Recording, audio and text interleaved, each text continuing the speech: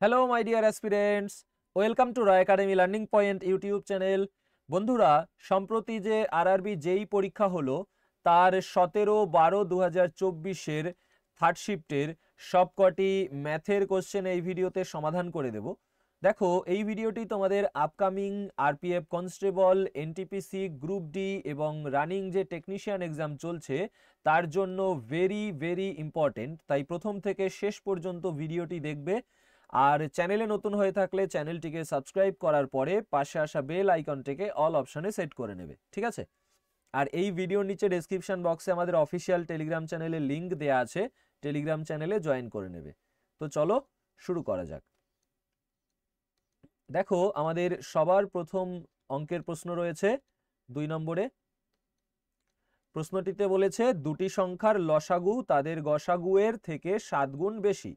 যদি দুটি সংখ্যার গুণফল 448 হয় তবে লসাগু এবং গসাগুয়ের মধ্যে পার্থক্য নির্ণয় করুন। তো লসাগু আর গসাগু, গসাগু যদি x হয় লসাগু হয়ে যাবে 7x, কারণ 7 গুণ বেশি বলেছে, তাই না? লসাগু গসাগুর থেকে 7 গুণ বেশি। এবার আমাদের সংখ্যা দুটোর গুণফল কত? 448। আমরা জানি যে লসাগু গুণ গসাগু সমান সমানই হয় সংখ্যা দুটোর গুণফল। তাহলে লসাগু গসাগু গুণ করলে কত পাবো? 7x আর x গুণ করলে 7x স্কোয়ার। তো লসাগু গুণ গসাগু হয়ে গেল সমানই আমাদের কত? সংখ্যা দুটোর গুণফল মানে 448। তো 7 দিয়ে কাটবো, 6 7 42, 2 8 28, 4 7 28। তো x হয়ে যাবে 64 বর্গমূল 8। চেয়েছে লসাগু গসাগুর পার্থক্য, তো এদের পার্থক্য কত হবে? 7x থেকে x গেলে 6x, মানে 6 গুণ 8 48 আমাদের অ্যান্সার। 6 8 কত? 48। ঠিক আছে, ক্লিয়ার হয়েছে? Very good. চলো দেখো, এই শিফটের রিজনিং এর যে প্রশ্নগুলো ছিল সেগুলো আমি তোমাদের সমাধান করে দিয়েছি, সেটা না দেখে থাকলে দেখে নিও, ঠিক আছে? ডেসক্রিপশন বক্সে লিংক দিয়ে দেবো আমি। আমাদের পরের প্রশ্ন এই যে 11 নম্বরে রয়েছে। প্রশ্নটিতে বলেছে সুমন বার্ষিক 20% চক্রবৃদ্ধি সুদের হারে 3500 টাকা বিনিয়োগ করেছে। যদি n বছর পরে সে 6048 টাকা সবৃদ্ধি মূল পায় তাহলে n এর মান কত? তো বিনিয়োগ করেছে মানে প্রিন্সিপাল 3500 এবং সবৃদ্ধি মূল মানে সুদে আসলে, অর্থাৎ অ্যামাউন্ট কত? অ্যামাউন্ট হয়েছে সেটা 6048। তো এদের আমরা রেশিও করব, কাটাকাটি করে ছোট করব। কেন? তার কারণ হলো, দেখো 20% মানে হলো 1/5, অর্থাৎ 5 টাকা বিনিয়োগ করা হলে সেটা 1 টাকা সুদ হয়, 6 টাকা হয়। তো আমাদের 5:6 এর কিউবের বা বর্গাকার বা পাওয়ারে এমনভাবে এদের পাওয়ারে আনতে হবে যাতে আমরা এই অনুপাতটাকে ছোট করে পাই। তাহলে করি সেটা। তো 4 দিয়ে কাটবো, 4 দিয়ে 4 8 32, তারপরে তোমার 3 0 30, 4 7 28, 2 0 20, 4 5 20। এখানে 4 দিয়ে 4 15 60, 4 12 48। তো আবার 7 দিয়ে কাটা যাচ্ছে, 7 1 7, 1 7 17, 7 2 14, তারপরে তোমার 3 5 35, 5 7 35, 125 হলো। আর এখানে 7 দিয়ে কাটলে তোমার 7 2 14, 1 1 11, 7 1 7, 4 2 42, 6 7 42। তো দেখো, এই 125 আর 216 কে আমি 5 ও 6 এর পাওয়ারে লিখতে পারবো। কিভাবে? 5 এর কিউব করলেই 125 হয়, আর 6 এর কিউব করলেই 216 হয়। তাহলে আমাদের n এর মান কত? n এর মান হলো 3। পাওয়ারে যেটা হয় সেটাই হয় বছর, ঠিক আছে? তো n এর মান হলো 3। বুঝতে পেরেছো? এই সেম প্যাটার্নের কোশ্চেন তোমাদের আরপিএফ এসআই পরীক্ষাতেও এসেছিল, এবং এর আগে 2024-এর আগে যে সব পরীক্ষা হয়েছিল রেলের তাতেও কিন্তু এসেছিল, এনটিপিসিতেও এসছে, গ্রুপ ডিতেও এসছে। তো তোমাদের আপকামিংয়েও কিন্তু আসবে। চলো নেক্সট। এইবারে আমাদের 16 নম্বর প্রশ্ন। বলেছে 392 মিটার স্কয়ার ক্ষেত্রফল বিশিষ্ট সমদ্বিবাহু সমকোণী ত্রিভুজের অতিভুজ এবং ভূমির পার্থক্য কত? তো দেখো, সমদ্বিবাহু সমকোণী ত্রিভুজ, তো সমদ্বিবাহু মানে যার দুটো বাহু সমান। এই বাহুটা যদি x হয় এটাও x হবে, তাহলে এইটা কত হয়ে যাবে? এইটা হয়ে যাবে তোমার √2x, ঠিক আছে? বা x√2 একই ব্যাপার। তো এখন এইটা হচ্ছে কেন? কারণ আমরা এই যে পিথাগোরাসের উপপাদ্যের মধ্যে ফেলবে যে অতিভুজ সমান সমান কি হয়? লম্ব স্কয়ার যোগ ভূমি স্কয়ারের বর্গমূল। করলে তোমরা এটা পাবে, ঠিক আছে, x√2 বা √2x পাবে। এখন আমরা জানি যে যখনই এই সমকোণী ত্রিভুজ হয় তার ক্ষেত্রফল হয় হাফ ইন্টু ভূমি, মানে এই x রয়েছে ইন্টু উচ্চতাও কত x, হাফ ইন্টু ভূমি ইন্টু উচ্চতা। এটাই প্রশ্নে কত বলেছে, 392 ক্ষেত্রফল, এই যে 392 বলেছে।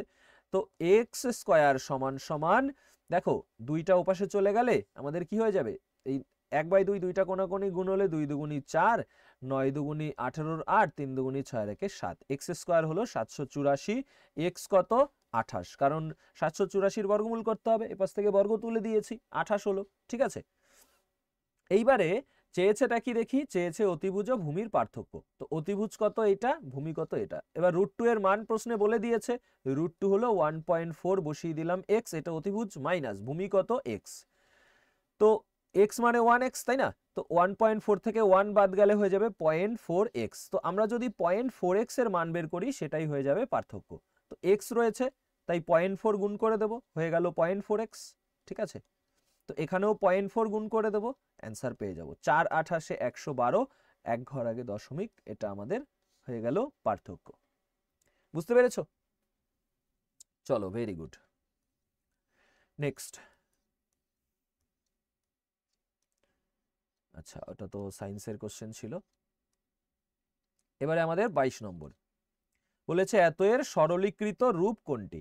তো সরলীকৃত রূপ বলেছে যখন আমাদের ভাগ হয়, এখানে দেখো এর পরে 9কে এর পরে 10 দিয়ে ভাগ বলেছে, তো ভাগের সময় আমাদের কি হয়, পাওয়ার বিয়োগ হয়। যেমন আমি যদি তোমাদের লিখি এর পাওয়ারে m, তাকে ভাগ করব তোমার এর পাওয়ারে n দিয়ে, তাহলে এইটা সমান সমান হয়ে যাবে এর পাওয়ারে m মাইনাস n, ঠিক আছে। তো এখানে এইখান থেকে এটা কি পাবো, এর পাওয়ারে তোমার 9 বিয়োগ 10, তাহলে 10 থেকে 9 গেলে 1, আর বড়টার চিহ্ন মাইনাস, তাহলে এর পরে -1, একটা অপশানেই আছে, ঠিক আছে। আর বাকিগুলো চেক করে দেখো, 3 থেকে 6 গেলে তোমার ওই 6 থেকে 3 গেলে 3, যেহেতু নিচে বড় তার মানে মাইনাস হবে, 6 থেকে 3 গেলে 3, যেহেতু উপরে বড় তাই প্লাস হবে, তো এটাই অ্যান্সার, ঠিক আছে। চলো নেক্সট, 23 নম্বর প্রশ্ন বলেছে যে মান নির্ণয় করুন। এখানে 32 ভাগ 12 গুণ 3, তো যখনই আগে ভাগ থাকবে তখন সেটাকে আমি 12 দিয়ে তো 32কে ভাগ যায় না, তাই আমি এটাকে ভগ্নাংশের আকারে লিখে নেব 32/12, ঠিক আছে, গুণ 3 বিয়োগ 4 দুগুণি 8। তো দেখো এখানে 3 দিয়ে 3 4 12, 4 দিয়ে 4 8 32, 8 থেকে 8 গেলে 0 আমাদের অ্যান্সার, ঠিক আছে। চলো নেক্সটে যাব। রিজনিং এর ভিডিও যারা দেখোনি দেখে নিও, ঠিক আছে। এবারে 27 নম্বর বলেছে, একটি গাড়ি ভাড়া দেওয়ার কোম্পানি ছোট গাড়ি প্রতিদিন $50 এবং বড় গাড়ি প্রতিদিন $80 ভাড়া দেয়। যদি একদিনে মোট 13টি গাড়ি $920 ভাড়া দেয়, তাহলে কতগুলো বড় গাড়ি ভাড়া করা হয়েছিল, ঠিক আছে। তো কতগুলো বড় গাড়ি ভাড়া করা হয়েছিল, তো এটা আমরা কিভাবে করব, এটা আমরা এক তো অ্যালিগেশন মেথডে করতে পারি, আর অথবা আমি তো এক্স ধরে বেসিক করাই যাবে, কিন্তু এক্স ধরে করব না, আমি এখানে অন্য মেথড করব। কিরকম, যখনই এরকম দুই রকম দাম বলে দেবে এবং আমাদের মোট মিলিয়ে একটা দাম বলবে, ঠিক আছে, তো সেখানে অ্যালিগেশন তো লাগানোই যাবে, তোমরা জানো। তাছাড়া আমি যদি ধরে নেই যে 13টা গাড়ি যে ভাড়া দেওয়া হয়েছে সবকটাই ছোট গাড়ি ছিল, আমি ধরে নিচ্ছি এটা, তাহলে 13টা গাড়ির সবকটাই ছোট গাড়ি যদি ভাড়া দেওয়া হতো তাহলে 5 × 65 মানে $650 ভাড়া পাওয়া যেত, ঠিক আছে। কিন্তু প্রশ্নে বলেছে ভাড়া পাওয়া গেছে $920, অর্থাৎ কত কম পেয়েছি আমরা সবকটা ছোট গাড়ি হিসাব করে, তো পেয়েছি 0, 5 আছে কত হলে 12 হবে 7, 6 একে 7 আর 2 9, 270 টাকা আমাদের আরো বেশি ভাড়া দরকার ছিল, এখানে পেয়েছি 650, 270 বেশি দরকার। এবার প্রশ্নের দিকে তাকাও, প্রশ্নে বলেছে বড় গাড়ি 80 টাকা, তার মানে বড় $80, তার মানে বড় গাড়ির জন্য $30 করে বেশি ভাড়া পাবো। তাহলে এই যে $30 করে বেশি ভাড়া পেতাম, তাহলে যতগুলো বড় গাড়ি আছে সেই হিসাবে আমরা এই 270 টাকা বেশি পেতাম। বড় গাড়ি আমি সবগুলো যদি ছোট গাড়ি না ধরতাম, ছোট আর বড় যা যা ছিল অ্যাকচুয়ালি সেটা যদি ধরতাম, তাই আমরা এই 30 দিয়ে এটাকে ভাগ করে দেবো। 30 দিয়ে এটাকে ভাগ করলে কত হচ্ছে, 9 হচ্ছে, অর্থাৎ 9টি আমাদের বড় গাড়ি ছিল, 9টি বড় গাড়ি ছিল। আর তাহলে ছোট গাড়ি কতগুলো, 13 থেকে 9 গেলে 4টি ছোট গাড়ি, ঠিক আছে। এইভাবে করব, বুঝতে পেরেছো। আর একবার আমি বুঝিয়ে দিচ্ছি, ছোট গাড়ি $50, তো আমি ধরেছি সবগুলোই ছোট গাড়ি ছিল, তাহলে $650 হয়। কিন্তু এখানে দেখছি প্রশ্ন অনুযায়ী আমাদের $270 কম বেরিয়েছে। আমার কেন কম বেরিয়েছে? কারণ আমি 30 করে কম ধরেছি। তাহলে এবার একটা গাড়িতে 30 করে বেশি, তাহলে 270 কতগুলো গাড়িতে বেশি হবে? 30 দিয়ে ভাগ করব 9টা গাড়িতে, তার মানে 9খানা বড় গাড়ি ছিল, যার জন্য আমাদের 270 এখানে এদের পার্থক্য বেরিয়েছে। ঠিক আছে, বুঝতে পেরেছো? আর এই কোশ্চেন কিন্তু রেলের খুব ফেভারিট কোশ্চেন, তোমাদের আরও পরীক্ষাতে আসবে, এর আগেও কিন্তু এসছে, আমি তোমাদের করে দিয়েছিলাম এই কোশ্চেনগুলো। বাহ, এবারে আমাদের 28 নম্বর প্রশ্ন বলেছে 1974 সালে একটি শহরের জনসংখ্যা ছিল এত জন, যদি পরপর 2 দশকের প্রতি দশকে এর জনসংখ্যা কি হয় 50% বৃদ্ধি পায়, তাহলে 1994 সালে ওই শহরের জনসংখ্যা ছিল ড্যাশ জন। এখানে আমাদের দেখো দশকে বলেছে, প্রতি দশকে, আর 2 দশক, 1 দশক মানে হলো 10 বছর, 1 দশক মানে 10 বছর, তাহলে 1974 থেকে 1994 দেখো 20 বছর, তার মানে সেই জন্য 2 দশক হচ্ছে। ঠিক আছে, তাহলে 50% করে 2 বার বাড়বে, 50% মানে কত? 1/2, 2 এ 1 বাড়লে কত হবে? 3 হবে। ঠিক আছে, তাহলে 2 এ 1 বেড়ে 3 হচ্ছে কয় বছর? 2 দশক মানে 2 বার বাড়বে, তাই না? 2 বার বাড়বে, তাহলে স্কয়ার করে দেবো, 2 স্কয়ার 4, 3 স্কয়ার 9। অর্থাৎ বর্তমানে যদি জনসংখ্যা 4 হয়, তাহলে তোমার 2 দশক পরে জনসংখ্যা 9 হবে। প্রশ্নে বর্তমান বলে দিয়েছে, তাহলে 4 মানেই কত? 4 মানে 2222900। এখন 4 দিয়ে এটাকে কাটলে দেখো শেষে যেহেতু দুটো শূন্য আছে, 4 দিয়ে কাটলে 4 25 100, এইটাকে আমরা আলাদা করে যদি ধরে নিই, শেষে দুটো শূন্য, 4 25 100। ঠিক আছে, দুটো শূন্যর আগে 1 থাকলে 100 হয়ে যায়, তাহলে 4 25 100, অর্থাৎ আমাদের এত গুণ 25 হচ্ছে আমাদের 1 এককের মান। 1 এককের মান কত? 4 দিয়ে এটাকে কেটেছি আমরা, 4 দিয়ে 1 একক পেয়েছি, যে এত গুণ 25, তাহলে 9 একক কত হবে তুমি বলো? 9 কত হবে? 9 গুণ এত, তাহলে 9 এর সাথে যখনই আমরা এটা গুণ করব, এককে 5 আছে, দেখো 5 নং 45, তার সাথে আবার 9 গুণ করলে তোমার 9 45, 5 নং 45, এককে 5 আসবে, এইটা আমাদের অ্যান্সার। অথবা তুমি এটাও দেখতে পারো, যেহেতু 25 গুণিতকে আছে, তার মানে 25 দিয়ে আমাদের অপশনটাকে ভাগ যাবে, তো একটাই অপশন রয়েছে যেটাকে 25 দিয়ে ভাগ যায়, উপরের কোনোটাকে যায় না। ঠিক আছে, বুঝেছো কি বলেছি? মানে এইটাকেই তো আমাদের এখানে গুণ করতে হবে, 2 2 2 9 গুণ 25 করতে হবে আমাদের 9 এর সাথে, করলে আমরা অ্যান্সার পাবো। তো পুরোটা করার দরকার নেই, গুণ করলে যেটা বেরাবে অ্যান্সার সেটাকে 25 দিয়ে ভাগ যাবে, তাহলে এটা আমাদের অ্যান্সার। চলো নেক্সট, এবারে 30 নম্বর প্রশ্ন বলেছে x যদি y এর সঙ্গে ব্যস্তানুপাতিক হয় এবং x সমান 2 y সমান 5 হয়, তাহলে y সমান 41 হলে x এর মান কত হবে? তো এখানে x y এর সঙ্গে ব্যস্তানুপাতিক মানে x এত y। ঠিক আছে, বুঝতে পেরেছো? x y এর সঙ্গে ব্যস্তানুপাতিক।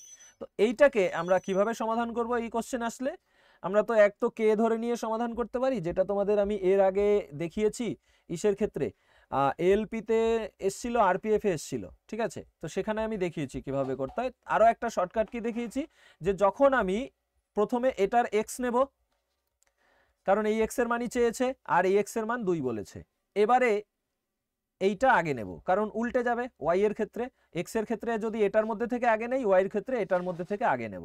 তো এটার মধ্যে থেকে 5 উপরে লিখবো, নিচে 41 লিখবো, তাহলে x সমান সমান হয়ে যাবে 5 দুগুণী 10/41।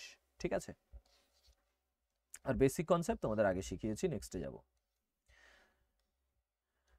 এবারে 31 নম্বর বলেছে নিচে দেওয়া বিতরণ ডিস্ট্রিবিউশনের গড় কত? এখানে গড় চেয়েছে, তাহলে গড় কত? 46 আমরা দেখতে পাচ্ছি, কিন্তু এই কোশ্চেনে আমাদের অপশনটা এমন দিয়েছে না, আমি যে কোনো একটাকে গড় ধরে নেব, যে 23কে বা 51কে বা 61কে গড় ধরে নেব, তাতেও আমাদের কি হয়ে যাবে? বড় হয়ে যাবে। তো যখনই এরকম থাকবে, আমরা কি করব? ইউনিট ডিজিট দিয়ে চেক করতে পারি। দেখো ইউনিট ডিজিটে আমাদের সব আলাদা রয়েছে উত্তরে। চলো আগে এটার গড়, গড় মানে কি? গড় মানে হলো তোমার summation f x by summation f. ঠিক আছে, এইটা হলো আমাদের এফ, আর এইটা হলো আমাদের এক্স। নম্বর হলো এক্স আর শিক্ষার্থীর সংখ্যা হলো এফ। ঠিক আছে, তো এখন সামেশন এফ এক্স মানে কি, এই এক্স আর এফ গুণ করে তাদের যোগ করতে হবে, এই দুটোর গুণফল, তারপরে এই দুটোর গুণফল, এই দুটোর গুণফল, এই দুটোর গুণফল আর এই দুটোর গুণফল, এই সব গুণফলগুলোকে উপরে আমাদের যোগ করতে হবে। আর নিচে আমাদের এফ যেটা আছে, মানে এই লাইনে যা যা রয়েছে এইগুলোকে কি করতে হবে, যোগ করতে হবে। ঠিক আছে, এফ গুলোকে যোগ করতে হবে, বুঝতে পেরেছো? তো দেখো আমি শুধু পাতাচ্ছি, সমাধান আমি ওইভাবে করব না, কারণ এখানে অত নেই, আমি ইউনিট ডিজিট দিয়ে দেখিয়ে দেবো। তো দেখো 51 গুণ 13 যোগ 34 গুণ 23 যোগ 62 গুণ 51 যোগ 87 গুণ 61 যোগ তোমার 17 গুণ 96। এটা যদি পুরো সমাধান করতে যাও পরীক্ষার সময় বেরিয়ে যাবে, তাই এইভাবে গুণ আকারে পাতাবেও না, কিন্তু বোঝানোর জন্য আমি পাতাচ্ছি। দেখো আমি বলে দেবো কিভাবে করতে হবে। এবার এইগুলোকে যোগ করব, তাই না? তো এইগুলোকে নিচে যোগ আকারে লিখি, 51 যোগ 34 যোগ 62 যোগ 87 যোগ 17। এইটা হলো আমাদের বেসিক, এটা হলো বেসিক। ক্লাস 10-এ তোমাদের এইভাবে করতে হয়েছে, এইভাবে করে সমাধান করতে হয়েছে। এখন তাহলে আমরা সমাধান কি করি দেখো, যেহেতু এটা 34 বোঝা যাচ্ছে না, যেহেতু আমরা ইউনিট ডিজিট চেক করব, তো এখানে 3 এককে 3 এককে 3 পাচ্ছি, এই যে দেখো 3 এককে 3 যোগ 3 4 12 এককে 2 পাচ্ছি, 12 2 হয়, 2 এককে 2 তাহলে এককে 2, 7 এককে 7, 6 7 42 এককে 2। এবার নিচের গুলো এই যে এইগুলো যোগ করে আমরা এককে কত পাবো দেখো, 1 আর 4, এই যে 1 আর 4 5, 5 আর 2 7, 7 আর 7 14, 14 আর 7 21, 21-এর এককে 1। উপরে আমরা এবার যোগ করি 3 2 5 2 7, 7 14 আর 2 16, 16/1। তো যখন আমরা এটা দিয়ে উপরেরটাকে ভাগ করব, তখন 1-এর সাথে কত গুণ করলে 6 আসে, 6 গুণ করলে, তার মানে আমাদের এককের অঙ্কে 6 থাকবে, অপশন 4-এ আছে। এটা হলো কারেক্ট অ্যান্সার। ঠিক আছে, পরীক্ষার সময় ডাইরেক্ট এখান থেকে আমরা ইউনিট গুলো দেখব এবং নিচের এই ফ্রিকোয়েন্সি যোগ করে ইউনিট দেখব, তারপরে 1-এর সাথে কত গুণ করলে 6 পাওয়া যায়, 6 গুণ করলে, তার মানে এইটাই অ্যান্সার হয়ে যাবে। ঠিক আছে, ক্লিয়ার? আর যদি ইউনিটে আলাদা থাকতো তখন আমাদের অন্য মেথডে আমরা করতাম, এই বেসিক ভাবে বা আরো একটা মেথড রয়েছে সেভাবে আমরা করতাম। চলো নেক্সটে যাব। এইবারে 34 নম্বর বলেছে, একটি ক্লাসে 40 জন ছেলের গড় বয়স 18 বছর। একটি 26 বছর বয়সী ছেলে ক্লাস ছেড়ে চলে যায়, দুটি নতুন ছেলে ক্লাসে যোগ দেয়। যদি তাদের ক্লাসে থাকা সব ছেলেদের গড় বয়স 18 বছর হয়, তাহলে দুটি নতুন ছেলের গড় বয়স কত? ঠিক আছে, সব ছেলের গড় বয়স 18 বছর, দুটি নতুন ছেলের গড় বয়স কত, এটা জানতে চেয়েছে। তাহলে এইখানে তোমার বেসিক ভাবে যদি করো তাহলে কি হবে দেখো, 40 জন ছেলের গড় বয়স 18, 40 জনের মোট বয়স হবে 40 গুণ 18। ঠিক আছে, এবার তোমার 40 যোগ 18, এবার দেখো 26 বছরের একজন চলে গেছে, এর থেকে 26 বিয়োগ দিয়ে দেবো, তার মানে এখন আমাদের হলো কত, 40 থেকে একজন চলে গেল, হয়ে ওই সরি 28 কেন বিয়োগ দিয়েছি, একজন চলে গেল, হয়ে গেল আমাদের 39 জন। ঠিক আছে, এর সঙ্গে আরো 2 জন যোগ দিচ্ছে, দুটি নতুন ছেলে যোগ দিচ্ছে, তাদের গড় বয়স জানতে চেয়েছে। দুটো নতুন ছেলের মোট বয়স কত হবে আমি জানি না, আমি ধরে নিচ্ছি একজনের বয়স x আর একজনের y, এইভাবে তোমাদের করতে হবে। তো কেন আমি এত কিছু ডিটেলসে করতে যাব, এটা করার জন্য ভালো করে কনসেপ্ট যেটা বোঝাচ্ছি বুঝবে। চলো, 40 জন ছেলের গড় বয়স 18 বছর, এবার 40 জনের 18, এটুকু লিখলাম বোঝার জন্য। পরে আমাদের কি হচ্ছে, 41 জন হচ্ছে, কেন, কারণ একজন গেছে দুজন এসছে, তার মানে একজন গেলে 39, আবার যদি দুজন আসে তাহলে সেটা 41 জন হয়ে যাচ্ছে। পরেও আমাদের গড় বলেছে 18, প্রথমে 18 ছিল, পরেও বলেছে 18। ঠিক আছে, এখন এই যে চলে গেছে কত বছরের, 26 বছর, তুমি বলো যে 40 জনের গড় বয়স 18 ছিল, এখন সেখানে একজন গিয়ে যদি একজনই আসতো, তাহলে সে যদি 26 বছর বয়স নিয়ে আসতো, ধরো তোমরা 40 জন আছো, তোমাদের গড় বয়স 18, তোমাদের মধ্যে একজন চলে গেল 26 বছরে, তার জায়গায় একজনই আসলো যে 26 বছর বয়স নিয়ে আসলো, তাহলে কি তোমাদের গড়ে কোনো পরিবর্তন হতো? হতো না, কারণ যত বছর বয়স নিয়ে একজন বেরিয়েছে তত বছর বয়স নিয়ে একজন এসছে, তার মানে গড়ে কোনো পরিবর্তন হয়নি। ঠিক আছে, তাহলে আমি সেটাই আগে ধরে নিচ্ছি যে যে একজন এসছে সে 26 বছর বয়স নিয়ে এসছে, তাই গড়ে আর কোনো পরিবর্তন হয়নি। এখন একজন বেরিয়েছে একজন এসছে, কিন্তু তারপরে কি একজনের জায়গায় আরো একজন দুজন এসছে, তার মানে নতুন একজন এসছে, গড় সেমই রয়ে গেছে। এখন নতুন একজন আসার পরেও গড় সেম রয়েছে, তাই না? একজন গেছে, তার জায়গায় একজনকে অলরেডি রেখেছি, তাহলে আরো একজন এসছে, সে আসার পরেও গড় সেম রয়েছে, তার মানে সে কত বয়স নিয়ে এসছে তুমি বলো? সে ধরে নিচ্ছি 18 নিয়ে এসছে, কারণ 18 নিয়ে আসলেই তো সেম থাকবে। তোমাদের 40 জনের গড় বয়স 18, তাহলে এবার যখন নতুন একজনকে আনবো 41 জন, সেও যদি 18 বছর বয়স নিয়ে আসে তাহলে গড়ে 18ই থাকবে, তাই না? তাহলে সে ধরে নিচ্ছি যে দ্বিতীয় যে ব্যক্তি এসছে, ছেলে এসছে, সে 18 বছর নিয়ে এসছে, তাহলে এইটা হয়ে যাবে আমাদের যে দুজন এসছে তাদের মোট বয়স, চেয়েছে তাদের গড় বয়স, তো এটাকে 2 দিয়ে ভাগ করে দেবো। ঠিক আছে, 26 আর 18 করলে 44, 44কে 2 দিয়ে ভাগ করলে 22 আমাদের অ্যান্সার, 22 বছর হলো কারেক্ট অ্যান্সার। ঠিক আছে, বুঝতে পেরেছো? আশা করি ক্লিয়ার হয়েছে। অথবা দেখো তুমি এইভাবে করতে পারো যে 41 জনের মোট বয়স কত, 41 গুণ 18 বিয়োগ 40 জনের মোট বয়স কত, 40 গুণ 18। ঠিক আছে, তাহলে এখানে এইটার থেকে এটা বাদ গেলে 18 হবে, তার মানে যে এক্সট্রা যে এসছে 40 জনের পরে যে এক্সট্রা এসছে সে 18 নিয়ে এসছে, তাহলে যে চলে গেছিল তার জায়গায় আরেকজন 26ই এসছে, তাই আগে কোনো চেঞ্জ হয়নি, নতুন জন 18, তাহলে এই দুটোর যোগফল কত, সেই 44, তাকে 2 দিয়ে ভাগ করলে 22 অ্যান্সার। ঠিক আছে, আমার পেইড কোর্সের ক্লাসটা দেখে নেবে, তাহলে তোমাদের অ্যাভারেজে আর কোনো সমস্যা থাকবে না। এবারে 35 নম্বর বলেছে এ এবং বি একটি কাজ যথাক্রমে 4 দিনে ও 46 দিনে করতে পারে। এ এবং বি উভয়ই একসাথে কাজ করলে কাজটি কত দিনে সম্পূর্ণ হবে? তাহলে এ করে 4 দিনে, বি করে 46 দিনে, 46 দিনে। ঠিক আছে, এ করে 4 দিনে, বি 46 দিনে, তো এদের এলসিএম নেব, 46 দুগুণী 92 হয়ে যাবে এলসিএম, 4 দিয়ে করলে 23, 46 দিয়ে করলে 2।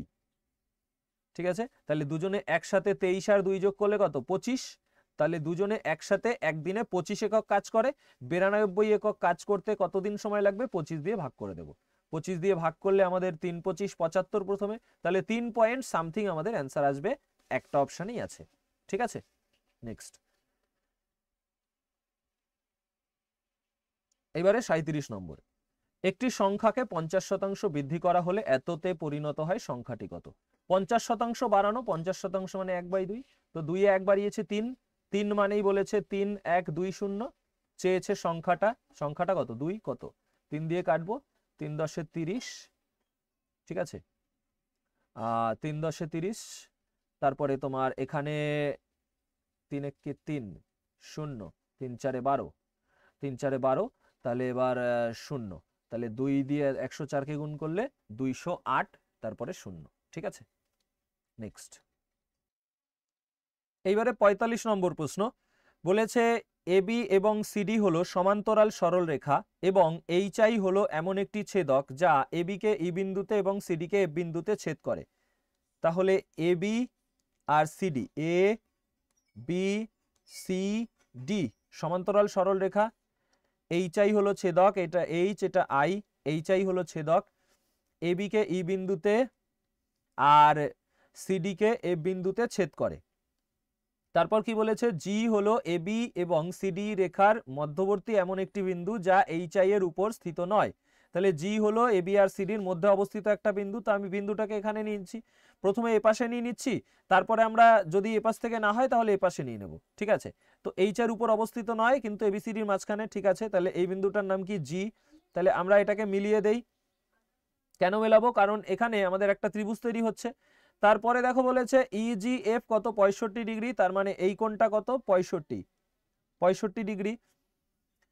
যদি 2/5 গুণ এত সমান 3/5 গুণ এত হয়, তাহলে এখান থেকে দেখো 5 5 কাটা যায়, তাহলে কোণ বিইজি বাই এইটা ওপাশে চলে যাবে, তাহলে কোণ ডিএফজি সমান 2টার পাশে আসলে 3/2। ঠিক আছে, আর তারপরে এটা এখানে যদি দেখো এখানে কি আছে, তোমার কোণ ডিএফজি বাই এইটা ওপাশে নিয়ে গেলে ডিএফই এইটা সমান কি 1/3।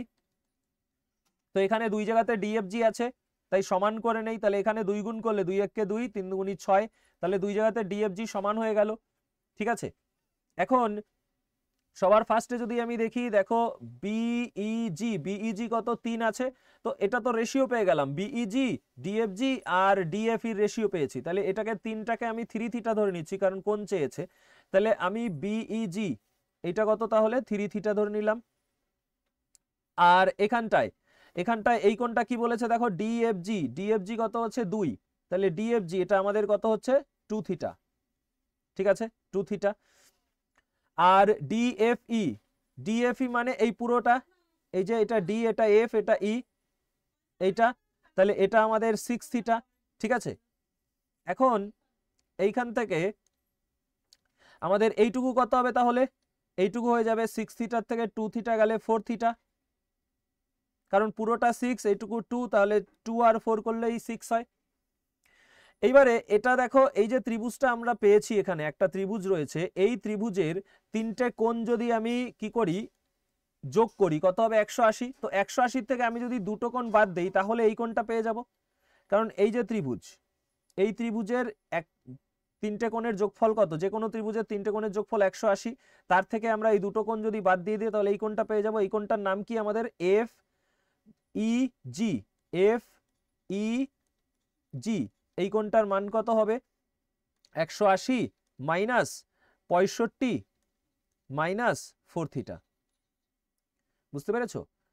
এই যে ত্রিভুজটা, এই ত্রিভুজের এই দুটো কোণ যদি বাদ দেই, তাহলে এই কোণটা বেরাবে। তো 180 মাইনাস এই দুটো কোণ করলাম, এটা পেয়ে যাব 180 থেকে 65 গেলে 115 মাইনাস 4 থিটা। ক্লিয়ার? এবারে যেহেতু এবি আর সিডি তোমার সমান্তরাল সরলরেখার ছেদকের একই পাশের অন্তর্বর্তী যে কোণ হয়, তাদের যোগফল হয় কত 180 ডিগ্রি, যোগফল হয় 180 ডিগ্রি এই দুটো কোণ। তাহলে এখানেও আমরা যদি এই অন্তর্বর্তী কোণ দেখি, এই কোণটা মানে এই পুরোটা, আর এইখান থেকে এইটা, এই দুটোর যোগফল কত হবে 180, তাহলে এইটা কত 6 থিটা, এই পুরোটার মধ্যে এইটুকু হচ্ছে 3 থিটা, আর এইটুকু কত, এইটুকু হচ্ছে আমাদের এই যে বের করেছি আমরা 115 যোগ 4 বিয়োগ 4 থিটা, সরি বিয়োগ রয়েছে, বিয়োগ 4 থিটা। তাহলে এই কোণটা, তাহলে এই পুরো কোণটা আর এই পাশের এই পুরো কোণটা, একই পাশের অন্তর্বর্তী কোণের যোগফল কত হবে 180 ডিগ্রি। তো এখান থেকে দেখো 6 3 9 থেকে 4 গেলে হয়ে যাবে 5, তার মানে 5 থিটা। এবার 115 পাশে গেলে 180 থেকে বিয়োগ হলে 65, তাহলে 5 দিয়ে কাটলে 5 তেরং 65, তাহলে থিটা কত হলো 13। তাহলে থিটা 13 পেয়ে গেছি, তাহলে এই থিটার জায়গায় 13 বসিয়ে দেবো। 115 মাইনাস 4 গুণ 13 করলে কত হবে 52, তো 115 থেকে 52 বিয়োগ করলে হয়ে যাবে 63, আমাদের অ্যান্সার 63 ডিগ্রি। এইটার মানই চেয়েছে, দেখো এফইজির মানই চেয়েছে। ঠিক আছে, আশা করি ক্লিয়ার হয়েছে। চলো নেক্সটে যাব। এইবারে দেখো 46 নম্বর প্রশ্ন বলেছে, প্রদত্ত রৈখিক সমীকরণ সিস্টেমের সমাধান হলো। তো এখানে একটা, দুটো, তিনটে সমীকরণ দিয়েছে, এখান থেকে এক্স ওয়াই জেড এর মান বের করতে হবে। তো এই কোশ্চেনটা আমরা কি করব, অপশন ধরে করব। ঠিক আছে, এটা একটু টাইম টেকেন কোশ্চেন, কারণ সবকটা অপশন চেক করতে হবে, অথবা আমাদের এখান থেকে এক্স বা ওয়াই বা জেড যে কোনো একটাকে এলিমিনেট করে তারপরে সমাধান করতে হবে। দুটো ভাবে আমরা সমাধান করতে পারি। ঠিক আছে, তো সবার ফার্স্ট আমরা যদি এখানে অপশন ধরে চেক করি, চলো অপশন ধরে আগে দেখি। আমরা এই অপশনটা নিয়ে দেখলে 44/7, তো এইটার সাথে চেক করছি। ঠিক আছে, 44/7 তার সাথে যদি 2 গুণ করি, তাহলে 44 দুগুণী 88/7, তারপরে এটা মাইনাস, প্লাসে মাইনাসে মাইনাস, 27 গুণ 3 করলে 81/7, তারপরে এটা মাইনাসে রয়েছে, তো মাইনাস জেডেও মাইনাস, মাইনাসে মাইনাসে প্লাস 8। তো এখানে দেখো 88 থেকে 81 গেলে 7, আর নিচে তো 7, তাহলে 7/7। ঠিক আছে, 7/7 যোগ 8, তো 7/7 যোগ 8 মানে কত, 1 যোগ 8 করলে 9 হয়, কিন্তু এখানে 5 আছে, তাই এটা অ্যান্সার হবে না। ঠিক আছে, এটা ধরে যদি দেখি, এটা ধরে দেখো 44 দুগুণী 88 মাইনাস 88/7, এখানে দেখো 27, এটা প্লাস এটা মাইনাস, প্লাসে মাইনাসে মাইনাস, 27 গুণ 3, 3 27 81/7, এটা 4 রয়েছে প্লাসে, এটা মাইনাস রয়েছে, প্লাসে মাইনাসে মাইনাস 4। তো এখানে দেখো দুটো তো মাইনাসে আছে, তো নিচে লসাগু 7, আর 88 আর 81 যদি যোগ করি মাইনাসে মাইনাসে প্লাস হয়, তার মানে যোগ করতে হবে, তো বড় হয়ে যাবে, তো এটাও অ্যান্সার হবে না। আর এটা যদি দেখি তাহলে কি পাচ্ছি, 44 দুগুণী 88, তো -88/7, এখানে 27 গুণ 3, 3 27 81, 81/7। তারপরে তোমার জেডের মাইনাস রয়েছে, এখানে মাইনাসে মাইনাসে +4, তাহলে এখানে দেখো 88 থেকে 81 গেলে 7, নিচে তো 7 তাই না, তাহলে 7/7, সেটা মাইনাসে হচ্ছে 7/7, 7 দিয়ে 7 কাটলে 1 +4, তো 4 থেকে -1 যদি করি তাহলে 4 থেকে 1 গেলে 3 হচ্ছে, কিন্তু এখানে 5 আছে, এটাও অ্যান্সার হবে না। তাহলে বাকি তিনটেই যখন কাটা গেল, বাকি আমাদের অপশন 4-এরটা অ্যান্সার হয়ে যাবে। তিনটেই যখন কাটা গেল অ্যান্সার হলো 4-এরটা, ঠিক আছে। অথবা আমরা এখানে যে কোনো একটাকে এলিমিনেট করে করতে পারতাম। এই দুটোর মধ্যে করলে আমরা জেডটাকে এলিমিনেট করতে সুবিধা হবে, কারণ এখানে 2z, এখানে জেড রয়েছে, তো আমি যদি এইটার সাথে 2 গুণ করে দিতাম তাহলে জেডটাকে আমি এলিমিনেট করতে পারতাম। তাহলে জেড এলিমিনেট করলে 2 দুগুণী 4, 3 7x, আর এখানে 3 দুগুণী 6, আর এখানে y 7y, আর এখানে 2z, আর এটা 2z, প্লাসে মাইনাসে মাইনাস কাটা চলে যেত। এবার 5 দুগুণী 10 আর 7 17, তো এখানে x + y 17/7 পেতাম, x + y 17/7। এটা তো আমাদের এই দুটো চেক করতে হতো যে এই দুটো আমরা x + y এই দুটো যোগ করে 17/7 পাই কিনা, বা এই দুটো যোগ করে পাই কিনা। তো অপশন তো আমাদের চেক করতেই হবে, তাই আমরা ডাইরেক্ট অপশন চেক করেই করব, ঠিক আছে, বুঝতে পেরেছো? চলো নেক্সটে যাব।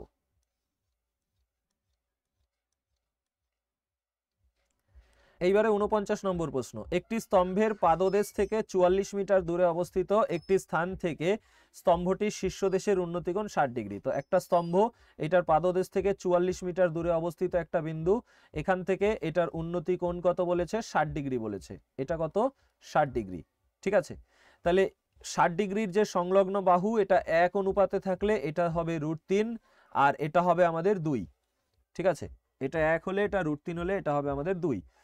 তো এখান থেকে আমাদের কি বলে দিয়েছে, এই পাদদেশ 44, তার মানে 1 মানেই 44, তাই না, পাদদেশ এটা, তো এই 1 মানেই কত, 44। চেয়েছেটা কি, এই √3 এর মান বলে দিয়েছে, উচ্চতা চেয়েছে, তো 1 যদি এত হয় তাহলে 1.73 গুণ করে দেবো, মান পেয়ে যাবো 1.73 কত হবে, ঠিক আছে। তো দেখো এখানে 2 ঘর আগে দশমিক, অপশানে দেখো এখানে 2 ঘর আগে দশমিক দেয়া আছে, তো 3 4 12 এককে 2, তারপরে আরো একটা ঘর আসবে, তারপরে দশমিক আসবে, তো অ্যান্সার আমাদের হয়ে যাবে অপশন 3-এরটা, ঠিক আছে। এবার পুরোটা গুণ করে নিয়ে দেখে নিও কত হচ্ছে আমাদের, তাহলে 76.12। ক্যালকুলেশন নিজের মতো করে করবে। চলো নেক্সট। এটা আমাদের 52 নম্বর প্রশ্ন, বলেছে নিম্নলিখিত ডেটার মধ্যমা নির্ণয় করো। মধ্যমা জানতে চেয়েছে, মধ্যমা কি করে করব, আগে সংখ্যা গুণে নেব, এটা 4 4 8 3 11 আছে, তো 11 যোগ 1/2 মানে 6 নম্বর সংখ্যাই হলো 6তম যে সংখ্যা, সেটাই হলো মধ্যমা। তো ছোট থেকে বড় আগে সাজাবো, ছোট সব থেকে কত, 13, 13-র পরে আসবে আমাদের 17, 13-র পরে 17-র পরে 23, ঠিক আছে, 23-এর পরে কত হবে, 40, তাহলে 1 2 3 4 4 নম্বর হয়ে গেল। 40-এর পরে আমাদের 40-এর আগে 39 আসবে, তাহলে 4 39 5, আর 6 নম্বর তাহলে 51, আমাদের 6তম সংখ্যা হচ্ছে 51, এটা আমাদের হয়ে গেল মধ্যমা, ঠিক আছে। নেক্সট, এবারে আমাদের 53 নম্বর প্রশ্ন, বলেছে একটি ছেদক যদি দুটি সমান্তরাল রেখাকে ছেদ করে, ফলস্বরূপ প্রাপ্ত কোণগুলির মধ্যে একজোড়া অনুরূপ কোণ এত এবং এত হয়, তাহলে x এর মান কত। দেখো অনুরূপ কোণের মান কি হয়, সমান হয়, ঠিক আছে, তার মানে এই দুটো আমাদের সমান। অনুরূপ কোণ কোনটা, এই যে আমরা যদি একটা সমান্তরাল সরলরেখার ছেদক আঁকি, তাহলে এই কোণটার অনুরূপ কোণ হয়ে যাবে এই কোণটা, ঠিক আছে। আবার আমাদের এই কোণটার অনুরূপ কোণ হয়ে যাবে এই কোণটা। তো অনুরূপ কোণের মান সমান হয়, তো এই দুটো যদি সমান হয় তাহলে 2x আর xটাকে ওপাশে নিয়ে গেলে x হয়ে যাবে, 10টাকে পাশে নিয়ে আসলে 30 10 40, তো x এর মান কত হচ্ছে, 40 হচ্ছে, ঠিক আছে।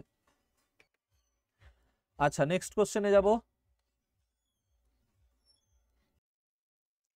এইবারে দেখো আমাদের 58 নম্বর প্রশ্ন, বলেছে একজন ব্যবসায়ী 840 টাকাতে একটি শার্ট বিক্রি করায় তার 10% ক্ষতি হয়, যদি তিনি শার্টটি 1540 টাকায় বিক্রি করতেন তাহলে তার x% লাভ হতো, x এর মান কত? তো দেখো 840 টাকায় বিক্রি করায় 10% ক্ষতি হচ্ছে, তার মানে বিক্রয় মূল্য কত পাচ্ছে, কত শতাংশ পাচ্ছে, 90%, তাই না?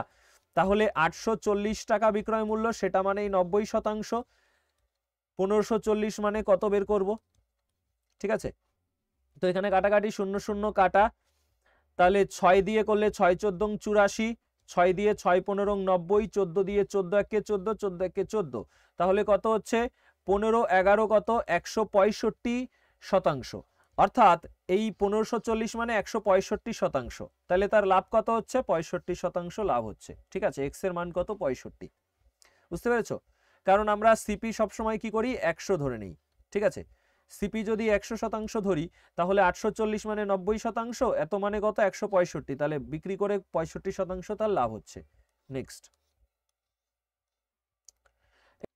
59 নম্বর প্রশ্ন, একজন অসাধু ব্যবসায়ী 74% লাভে চাল বিক্রি করার দাবি করলেও সে এমন একটি নকল বাটখারা ব্যবহার করে যার প্রকৃত ওজন এর উপরে লেখা ওজনের তুলনায় 9% কম। ওই ব্যবসায়ীর মোট অর্জিত লাভের শতকরা হার কত? নিকটতম পূর্ণ সংখ্যায় উত্তর দিন। তো বন্ধুরা দেখো, ব্যবসায়ী কি করছে 74% লাভে বিক্রি করার দাবি করছে, ঠিক আছে? তো আমি ধরে নিচ্ছি 1 একক জিনিসের দাম হচ্ছে 1 টাকা, ঠিক আছে? তাহলে 74% লাভে বিক্রি করার দাবি করছে, মানে 100% থেকে 74 বেশি, অর্থাৎ 174% দাম সে পাচ্ছে, ঠিক আছে?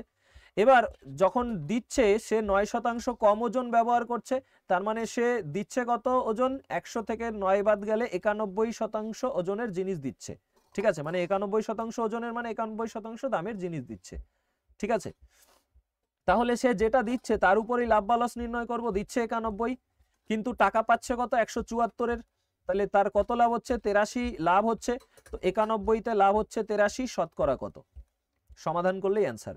তো 91 দিয়ে 8300-কে ভাগ করব।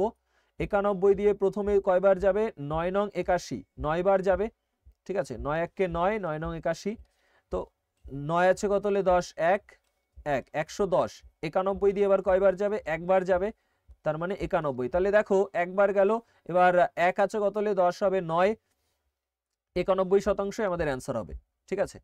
কারণ 91 পয়েন্ট সামথিং আর 91 রয়েছে, 92 অপশানে নেই, তাহলে আরো এক ঘর বের করে আসন্ন মানে নিয়ে নিতাম, কিন্তু আমাদের 92 নেই, তার মানে 91%ই অ্যান্সার হবে, ঠিক আছে? বুঝতে পেরেছো? আশা করি ক্লিয়ার হয়েছে। চলো নেক্সট,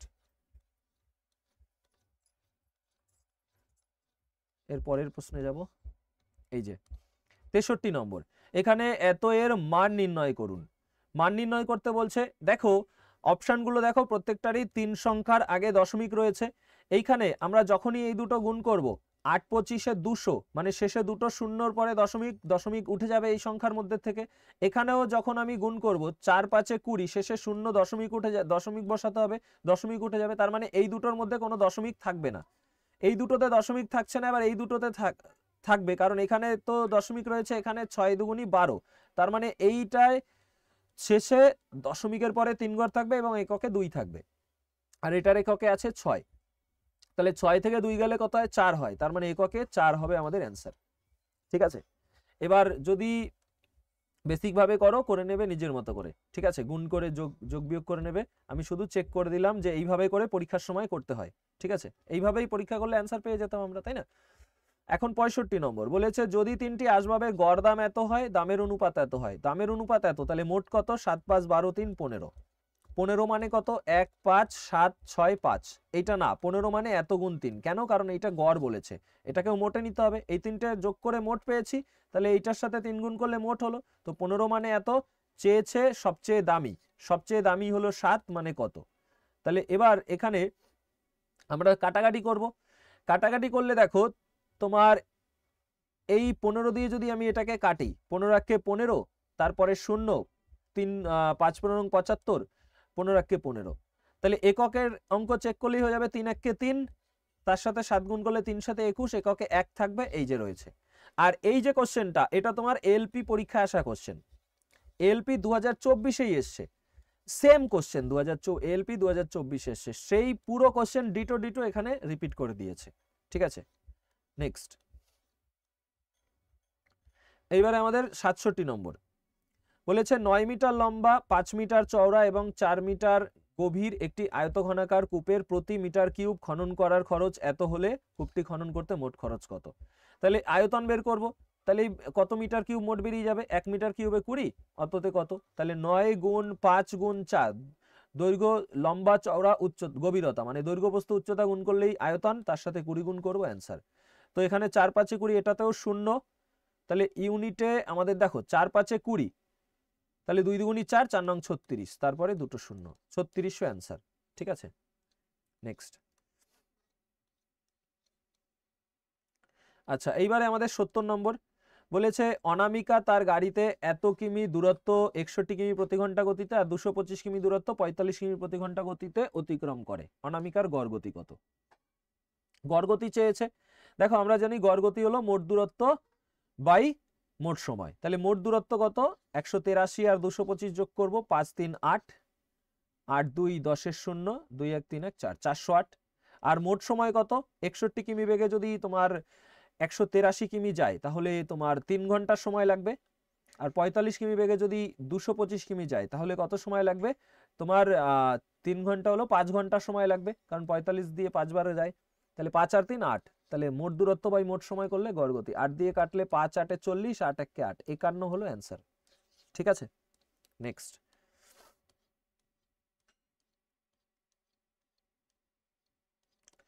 এর পরের প্রশ্ন,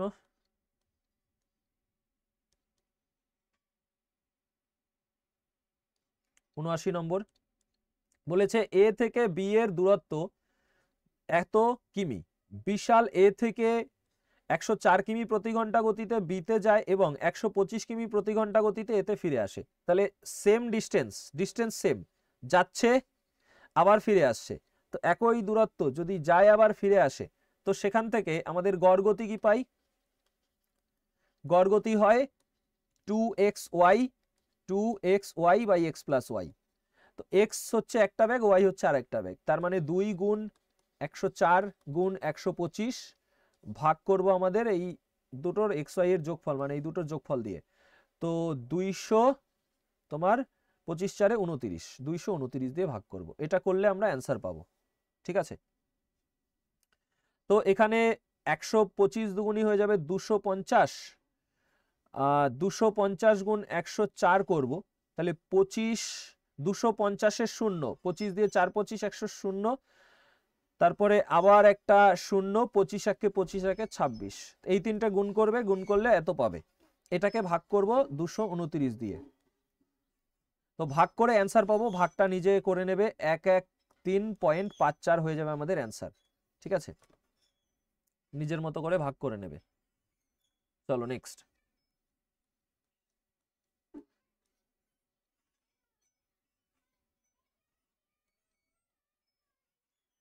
এবারে 86 নম্বর বলেছে 3300কে পি কিউ আর এর মধ্যে এমন ভাবে ভাগ করা হয়েছিল যাতে পি এর 4 গুণ মানে 4p, কিউর 7 গুণ মানে 7q, আর আর এর 2 গুণ মানে 2r হয়, এটা হয় বলেছে, তাহলে আর এর প্রাপ্ত অর্থের পরিমাণ কত? তো এখান থেকে আমরা P is to Q is to R বের করব, কত পাবো, দেখো পি বের করার সময় এইটা বাদ দিয়ে বাকি দুটো 7 দুগুণী 14, কিউ বের করার সময় এটা বাদ দিয়ে বাকি দুটো 4 দুগুণী 8, আর বের করার সময় আর বাদ দিয়ে বাকি দুটো 4 7 28, অনুপাত করলে ছোট করে নিলে 2 দিয়ে 7 দুগুণী 14, 4 দুগুণী 8, 14 দুগুণী 28। ঠিক আছে, এত হলো। এবার মোট বলেছে এত টাকা দেয়, তাহলে মোট এখানে কত, 14 4 18 সাথে 25, 25 মানেই কত, 3300। দরকার কি, আর এর প্রাপ্ত অর্থ, আর কত পাচ্ছে, 14। ঠিক আছে, বুঝতে পেরেছো?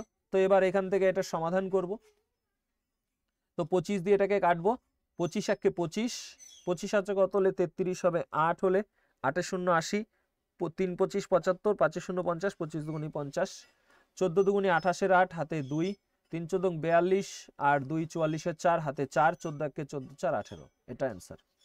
ঠিক আছে, নেক্সট। এবারে 88, 1 থেকে 97 পর্যন্ত সকল স্বাভাবিক সংখ্যার গড় কত? তো আমরা জানিস গড় বের করার সময় ফার্স্ট নাম্বার ইন্টু এই প্লাস লাস্ট নাম্বার, মানে 1 যোগ 97, তাকে ভাগ করব 2 দিয়ে, 97 98 কে 2 দিয়ে ভাগ করলে 49 অ্যান্সার। ঠিক আছে, নেক্সট। আচ্ছা, এই একটা প্রশ্ন 91 নম্বর বলেছে দুটি ট্যাপ যথাক্রমে 2 ঘন্টা ও 46 ঘন্টায় একটি কুণ্ডকে ভর্তি করতে পারে, একটি তৃতীয় ট্যাপ 46 ঘন্টায় খালি করে। সব ট্যাপগুলো একসাথে খুলে দিলে কত ঘন্টা সময় লাগবে? 2 ঘন্টাই সময় লাগবে। কেন? দেখো, দুটোর মধ্যে একটা 46 ঘন্টায় ভর্তি করে, আর তিনটে যে রয়েছে তিনটের মধ্যে একটা 46 ঘন্টায় ভর্তি করে, একটা 46 ঘন্টায় খালি করে। তাহলে ও যা ভর্তি করবে ও তা খালি করবে, মানে এই দুটো মিলে কোনো কিছু পাবো না, আমি শূন্য পাবো। আর অন্য যেটা সে তো তার মতো কাজ করে 2 ঘন্টায় ভর্তি করে দেবে, তার মানে সময় লাগবে 2 ঘন্টা। বুঝতে পেরেছো? নেক্সট, এটা কি ছিল না, এর পরের প্রশ্ন এই যে 96 নম্বর। 96 নম্বর প্রশ্ন বলেছে 3 ফেব্রুয়ারি 2024 থেকে 4 এপ্রিল 2024 পর্যন্ত সময়ের জন্য বার্ষিক 5.25% সুদের হারে 4000-এর সরল সুদ নিকটতম পূর্ণ সংখ্যায় কত হবে? দেখো, এখানে লিপিয়ার বছর দিয়েছে, তাহলে লিপিয়ারে ফেব্রুয়ারি মাস হয় 29 দিনে, 29 থেকে 3 গেলে 26 যোগ ফেব্রুয়ারির পরে মার্চ হয় 31 দিনে, এপ্রিলের 4 তারিখ পর্যন্ত মানে 4, তাহলে 4 1 5 6 11 1 3 2 5 1 6 কত হচ্ছে? 61 দিন। এটাকে বছরে নিয়ে যাব, যেহেতু লিপিয়ার তাই 366 দিয়ে ভাগ করব, তাই না? তাহলে এটা বছর হয়ে যাবে, তাহলে 61 একে 61 6 বার যাবে, এত বছর। তাহলে আমরা জানি principal into time into rate of interest করলেই সরল সুদ হয়। প্রিন্সিপাল হলো 4000 ইন্টু টাইম হলো 1/6, রেট অফ ইন্টারেস্ট 5.25%। এবার পার্সেন্টেজের জন্য এই দুটো শূন্য কাটা, এরপরে তোমার 2 দিয়ে কাটলে 3 দুগুণি 6, 20 দুগুণি 40, এখানে আমাদের 2 দিয়ে 525কে গুণ করলে কত হয়ে যাবে? 1050, ঠিক আছে? তারপরে একটা শূন্য, এবার 2 ঘর আগে দশমিক, এখানে দশমিক, তো দুটো শূন্য কাটা, 105/3 আমাদের অ্যান্সার হবে।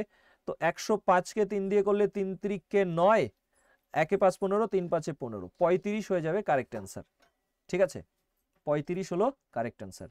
চলো নেক্সট, এবারে 97 নম্বর বলেছে পূজা এবং ঋতু 4:1 অনুপাতে একটি ব্যবসায় বিনিয়োগ করেন, যদি মোট লাভ 1480 টাকা হয় তাহলে পূজা এবং ঋতুর লাভের পার্থক্য কত? মোট 4 আর 1 5, তাহলে 5 মানে 1480, তাহলে এদের লাভের পার্থক্য 4 থেকে 1 গেলে কত? 3, 3 মানে কত? সমাধান করে অ্যান্সার পেয়ে যাবে 888, কাটাকাটি করে নেবে নিজের মতো। নেক্সট, এবারে 100 নম্বর প্রশ্ন বলেছে একজন ব্যক্তি একটি পণ্যের মুদ্রিত মূল্যের উপর প্রথমে D% ছাড় দেন, তারপরে একই সংখ্যাগত মান বিশিষ্ট পরিমাণের আরও একটি ছাড় দিয়ে পণ্যটিকে 687 বিক্রি করেন। যদি পণ্যটির মুদ্রিত মূল্য 1145 হয় তাহলে ডি এর মান কত?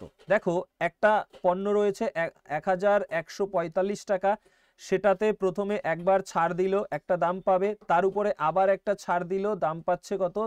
687, ঠিক আছে? প্রথম ছাড়টা D%, আর পরের ছাড়টা একই দাম, মানে এটা যা দাম হবে, ঠিক আছে, এখানেও একই দাম হবে কিন্তু শতাংশে আলাদা হবে, দুটোর দাম সেম হবে। তাহলে এবার এই দুটোর পার্থক্য যদি আমি করি, ঠিক আছে, এই দুটোর পার্থক্য যদি বের করি তাহলে মোট আমরা কত ছাড় পাচ্ছি দুটো ডিসকাউন্টে সেটা বেরিয়ে যাবে। তাহলে 7 আছে কত হলে 15 হবে? 8, 8 আর 1 9 আছে কত হলে তোমার 14 হবে 5, 6 আর 1 7 আছে কত হলে 11 হবে 4, 458 টাকা আমরা কি পাচ্ছি? মোট ছাড় পাচ্ছি। তাহলে প্রতিটা ছাড় কত করে হচ্ছে? যেহেতু বলেছে যে সংখ্যাগত মান সমান, তাহলে দুটো ছাড় প্রত্যেকটা সমান কত করে হবে? 2 দিয়ে এটাকে ভাগ করব, তাহলে কত হচ্ছে? 2 দিয়ে ভাগ করলে 229। তাহলে প্রত্যেকটা ছাড়, এখানেও প্রথমে 229 টাকা ছাড়, পরেও 229 টাকা ছাড়, তাহলে প্রথম ছাড়টা কত?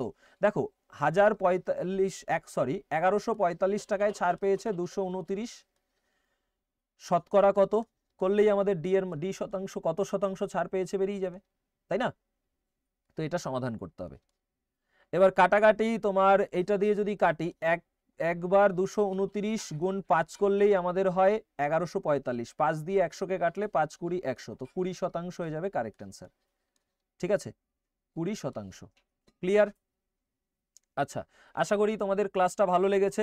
যদি ভালো লেগে থাকে ভিডিওটাতে লাইক করবে, বন্ধুদের সাথে শেয়ার করে দেবে। ঠিক আছে, দেখা হচ্ছে তোমাদের সাথে পরের ক্লাসে। ততক্ষণ পর্যন্ত সবাই সুস্থ থেকো এবং ভালো থেকো। Take care. জয় হিন্দ, জয় ভারত।